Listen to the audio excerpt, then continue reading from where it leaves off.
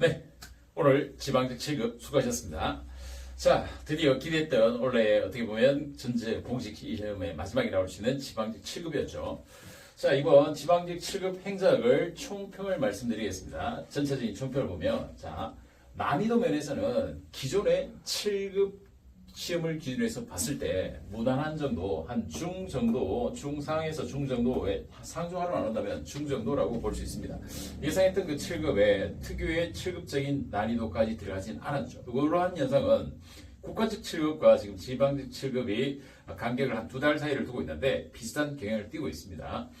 전체적인 분포로 봤을 때, 시험 문항적 분포로 봤을 때 총론의 비중이 조금 줄었죠. 그러나 넛지론, 제가 아주 강조했던 넛지론이 들어왔었고, 그리고 NPM과 거버넌스의 비교의 전형적인 문제들, 그래서 총론에서는 무난했지만 문항수가 약간 줄어들었는데 대신에 지방직이라는 점을 출제를 좀 의식을 좀 한 것 같아요. 그래서 지방자치에 관련되는 지방재정, 지방공기업, 그리고 지방자치 관련되는 법사항들, 이런 것들이 한 4문제에서 5문제 정도까지 비중을 조금 크게 키웠죠. 이런 점이 좀 특징적이고, 그리고 인사보다는 재정 파트에 좀 더 포커스를 둔, 그래서 이러한 특징을 갖고 있는 것이 전체적인 이번 24년 지방직 7급의 분포라고 할 수 있습니다.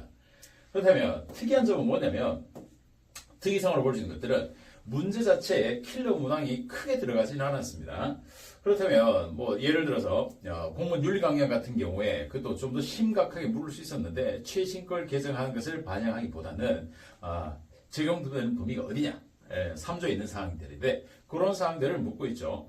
그래서 아마 윤리 강령 정도 제외하고 나머지 문항들은 일반적인 개념에서 봤을 때 충분히 행작적 체계에서 맞출 수 있는 문제들이었다. 그래서 암기 위주의, 아직도 제가 수업 때마다 항상 강조하는 암기 위주의 행작에 그냥 외워버리자라는 학생들은 아마 이번 시험도 굉장히 어렵게 와닿았을 거예요. 그러나 만행작의 커리를 따라서 행작적 체계 속에서 이해 위주의 체계적 학습을 해가지고 3단계 학습을 하신 분 같은 경우에는 충분히 가능한 점수들을 맞출 수 있고 무난한 시험이었죠. 네.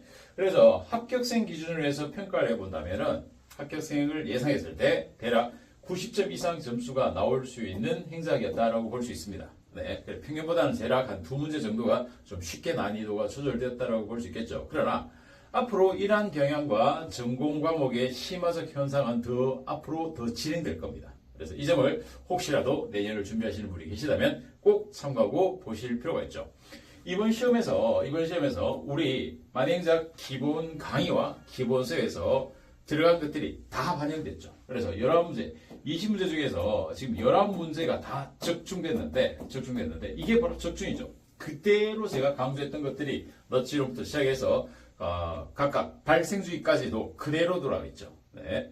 그리고 법조문에 대해서 여러분이 좀 고민을 하셨을 텐데 법조문도 우리 기본서, 만행작 기본서에 들어와 있는 사항으로 본다면 다 반영되고 있는 것들입니다. 그러니 결론 여러분께서 행작을 이제 전공이라고 해서 어렵게 생각하지 마시고 정확하게 쉽고 명쾌하게 그리고 해야 될 것을 정확히 하는 행작을 하시면 이번 시험에서도 90점 이상의 합격적 점수를 받을 수 있다라는 겁니다. 네, 아마 제 행작을 토대로 했을 때는 95점에서 100점까지도 가능한 지방직 7급이었다라고 평가할 수 있겠습니다. 자, 오늘 시험 치느라 수고하셨고 이제 자세한 문항별 해설들은 자세한 해설 강의에서 다시 한번 찾아뵙도록 하겠습니다. 수고하셨습니다.